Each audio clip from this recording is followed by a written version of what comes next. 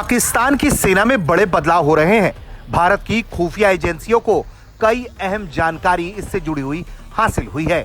भारत की सुरक्षा एजेंसियों को मिली खुफिया जानकारी के मुताबिक पाकिस्तानी सेना ने अपने अधिकारियों, सैन्य कर्मियों को मेटा के स्वामित्व वाले मैसेजिंग प्लेटफॉर्म व्हाट्सएप का इस्तेमाल बंद करके चीन के वी चैट प्लेटफॉर्म पर ट्रांसफर होने के निर्देश दिए हैं।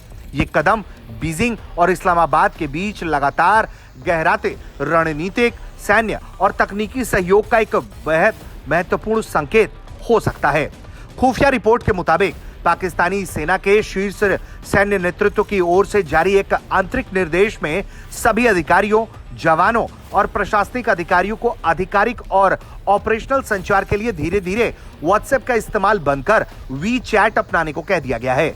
सूत्र कहते हैं कि इस फैसले के पीछे पश्चिमी मैसेजिंग प्लेटफॉर्म पर निगरानी, डेटा लीक और इंटरसेप्शन की आशंकाएं बहुत अहम वजह बताई जा रही हैं।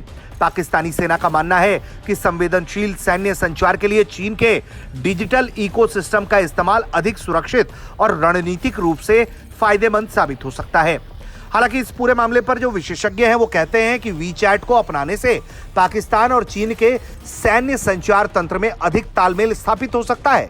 इससे दोनों देशों की सेनाओं के बीच संयुक्त सैन्य अभियानों, खुफिया जानकारी के आदान प्रदान और साइबर समन्वय को और अधिक मजबूत करने में मदद हासिल हो सकता है।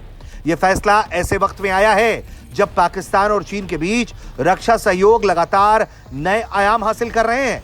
बीते कुछ वर्षों में दोनों देशों के संबंध केवल लड़ाकू विमान, नौसैनिक युद्धपोत, एयर डिफेंस सिस्टम और दूसरे उपकरणों की खरीद तक सीमित नहीं रहे, बल्कि साइबर क्षमताओं, सुरक्षित संचार नेटवर्क, साझा कम्युनिकेशन प्रोटोकॉल और खुफिया सहयोग तक भी विस्तार हो चुका है।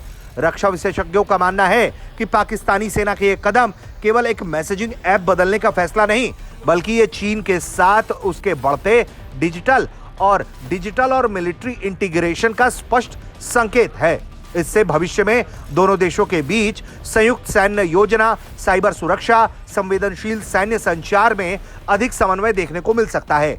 और सबसे बड़ी बात यह कि जिस तरह से पाकिस्तान और चीन की हाल के दिनों में जुगलबंदी बनी है, ऑपरेशन सिंदूर के बाद जब पाकिस्तान और चीन की मिसाइलें बुरी तरह से भारत के आगे पिट गईं, तो उसके बाद दोनों ही देश मिलकर अब नए तौर तरीके अपनाने पर लगे हैं।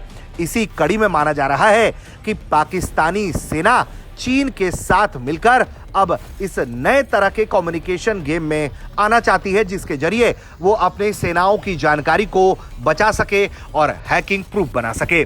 ब्यूरो रिपोर्ट, भारत तक।